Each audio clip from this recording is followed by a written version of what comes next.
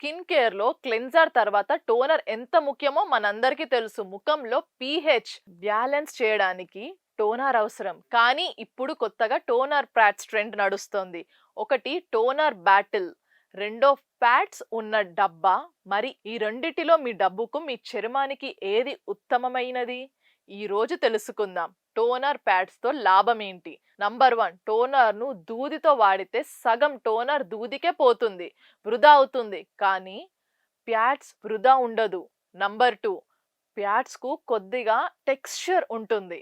అంటే మీకు ముఖానికి తడుస్తున్నప్పుడు అవి చర్మ రంధ్రాల్లో మిగిలిన మురికిని, చనిపోయిన చర్మాన్ని కూడా సున్నితంగా తొలగిస్తాయి. ఇది ఒక మైక్రో ఎక్సోపోలియేషన్ లా పనిచేస్తుంది. అయితే మామూలుగా టోనర్ బాటిళ్లలో లాభం ఏంటంటే దాని ధర తక్కువగా ఉంటుంది అంతే.